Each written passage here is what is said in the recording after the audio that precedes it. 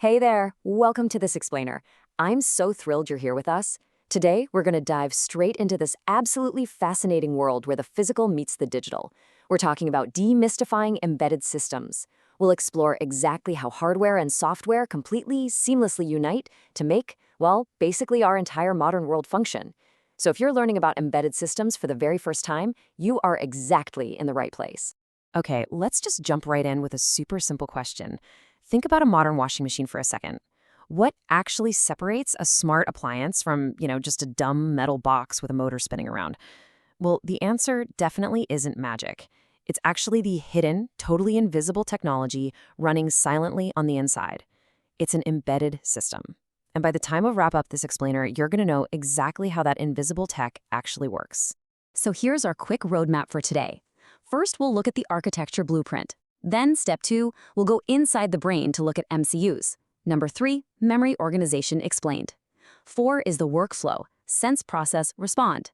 And finally, number 5, real-world embedded systems. All right, let's kick things off with section 1, the architecture blueprint.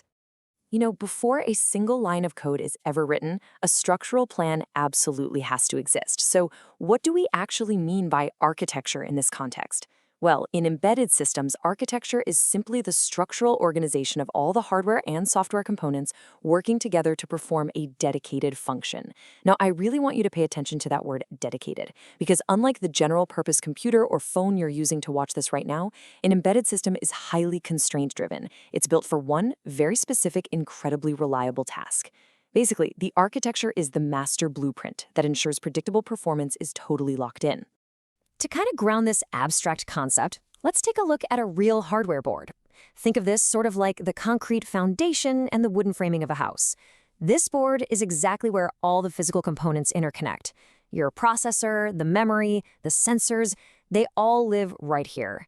But as you can probably guess, hardware all by itself is, well, just an expensive paperweight. It actually needs instructions. And that is exactly where the software comes in. It acts as this layered foundation sitting right on top of the hardware. Sticking with our house analogy, think of this software stack like the people, the electricity, and the plumbing living inside that house we just framed. At the very bottom, literally touching the metal, is layer 4, the firmware or hardware abstraction layer. This is that low-level code directly controlling the hardware registers. Sitting right above that is layer 3, device drivers. Think of these as translators. They take really complex hardware details and turn them into simple commands. Then, layer 2 is the RTOS, or real-time operating system.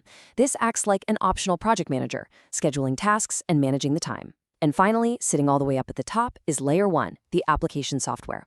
This is the core logic. It's the actual job the device was hired to do in the first place. Every single layer works together, tightly coupled. Moving right along to section 2, inside the brain, MCUs.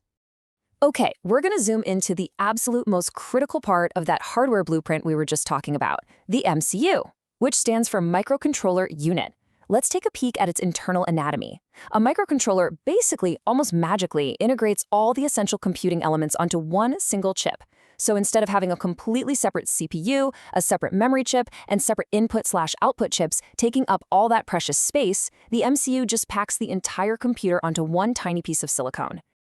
To really wrap our heads around this, let's use a living organism analogy. The CPU core, that's the brain. It executes the instructions and does all the actual thinking.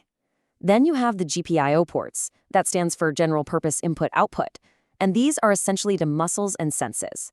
They're the physical pins connecting the chip to the outside world, letting it read buttons or fire up motors. Next, the communication interfaces, stuff like UART, SPI, or I2C. These act as the mouth and ears, allowing our chip to actually talk to other devices. And finally, timers and interrupts. These are the reflexes. An interrupt allows the MCU to respond instantly to an external event, like say a sudden drop in voltage, without even having to consciously think about it. Pretty cool, right? Which brings us perfectly to section 3, memory organization explained. Just like a human brain, our MCU needs memory to function. But remember, in embedded systems, physical space is incredibly tight. Knowing exactly where to put your data is literally half the battle. So we generally deal with two main types of memory here. First up is RAM. RAM is basically your short-term memory. It's volatile, meaning it completely forgets everything the second you turn the power off, but it's super fast. It's used for runtime data and variables while the device is actively thinking. On the flip side, we have flash or ROM. This is your long-term memory. It's non-volatile, which means it's permanent. Think of flash kind of like a printed textbook. It permanently stores the actual firmware code so the device knows exactly what to do the very second it wakes up. And here is a really crucial point. We also have a third, highly specialized type of memory called EEPROM. You can basically think of EEPROM as a special, permanent little pocket notebook. It's non-volatile, so it completely survives being unplugged, but it's used specifically for saving really crucial, tiny settings. For example, if your smart thermostat needs to remember your preferred living room temperature even after a huge neighborhood power outage, well, it writes that number down in the EEPROM. All right, on to Section 4, Workflow. Sense, process, respond. So now that we actually understand the anatomy and the memory of our brain, let's look at how it interacts with the chaotic physical world in real time. Every embedded system lives for this one continuous, beautiful loop. It senses its environment, processes that data, and then executes a response over and over and over again. It's really like a continuous, real-time heartbeat. Let's break down this pipeline step by step so you can really visualize it in action. Step 1, sensor data acquisition. This is where the system reads the messy analog world, stuff like temperature or light. Then, step 2, signal conditioning. Here, the firmware filters out all the random noise from that raw data so it actually makes sense. Step 3, decision making. The brain uses its control algorithms to logically judge that clean data. And finally, step 4, output response. The brain commands an actuator to take physical action. Honestly, it's exactly like touching a hot stove, right? Your finger senses the heat, your nerves filter the signal, your brain decides, ouch, that hurts, and your muscles instantly pull your hand away. But we really need to keep in mind that time is of the essence here. We have to separate hard real-time from soft real-time. In a hard real-time system, if a deadline is missed, the entire system fails. Think about deploying a car's airbag. If it's even a tiny fraction of a second late, that is a catastrophic failure. A soft real-time system, though, is much more forgiving. If a deadline is missed there, performance just drops a bit. Think of a buffering video stream on your TV. Sure, it's super annoying, but nobody gets hurt. Let's bring it all together in Section 5, Real-World Embedded Systems. Let's zoom all the way back out to the macro level. We're going to apply this newfound anatomy knowledge to everyday devices, starting by answering that question from our hook earlier. Take a look at the smart washing machine. It turns out it isn't a genius at all. It's really just expertly running that continuous loop we just talked about. Its sensors are reading the water level and the temperature. Its MCU processes that data through the application logic, and then it responds by commanding the motor speed and the water valves. And it uses an RTOS to seamlessly juggle all of those tasks simultaneously. And we can illustrate this exact same concept on a massive civic scale too, like with a smart traffic system. In this case, inductive loop sensors buried deep down in the asphalt act as the eyes, detecting the cars rolling up. The MCU processes the traffic flow logic, and the actual traffic lights act as the response. It is literally the exact same hardware and software flow, just scaled up and applied to a busy city intersection. And finally, we have the ultimate connected brain, the Smart Home Automation Hub. Here, a central MCU acts as a sort of conductor. It uses its communication interfaces, like its Wi-Fi and Zigbee mouth and ears, to talk to remote sensors and actuators scattered all throughout your house.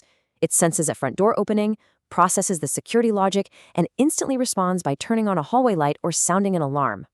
As we start to wrap things up, I want to leave you with a really practical piece of advice directly from our sources. Quote, review the memory map and GPIO register structure of your target MCU before writing firmware, end quote.